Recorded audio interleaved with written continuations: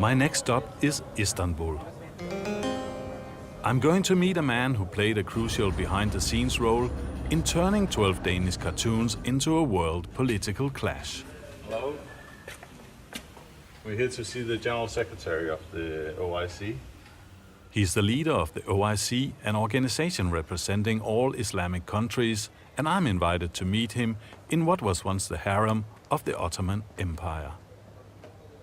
Dr. Ihsanoglu feels insulted on behalf of all Muslims around the world. It's civilized that you disrespect fifth of the humankind, of human beings, mankind. Fifth of the mankind's belief is it doesn't worth a kind of respect from one side, or just you say this is I'm a country, a free country, I can do whatever I like.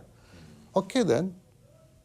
Then the other people who are, in my understanding, are also uncivilized people, they can go and put your embassy on fire. This is irresponsible, and that was also irresponsible. At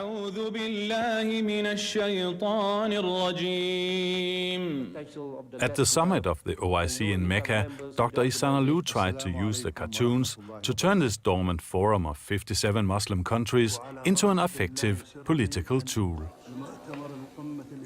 For years, Islamic leaders had been demanding a worldwide ban on blasphemy, particularly against Islam. Now they thought their chance had come. أن يكون هذا القانون اللي فيه العقوبات الرادعة على كل من يسيء إلى المقدسات وخصوصا الأنبياء عليهم الصلاة والسلام ملزم لجميع الدول اللي هي أعضاء في هيئة الأمم.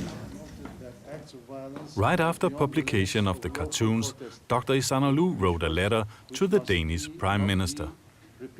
You urge the Danish government to take action to avoid further escalation. That implies that you are foreseeing or expecting an Of course, because reaction. that was a serious matter.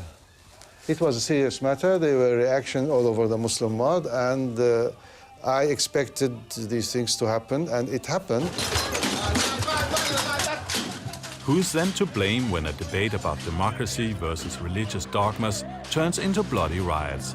Dr. Ihsanoglu is not prepared to be held accountable.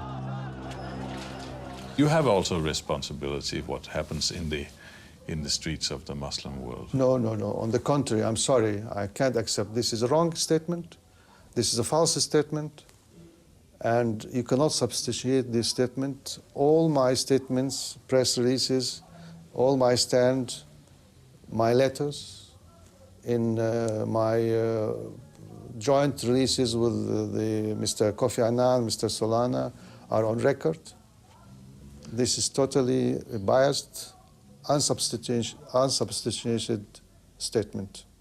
I regret that. Sorry. You have to withdraw this from this conversation. Otherwise, I will disassociate myself with this interview. I'm sorry. You cannot say that, gentlemen. You cannot say that. What I was starting to say was that you cannot say that I am associated with the street. I am associated with calming the street. I'm sorry to say this. Please withdraw this statement. Let me just rephrase it how I wanted No, to. please withdraw this statement. Yes. Yes, what?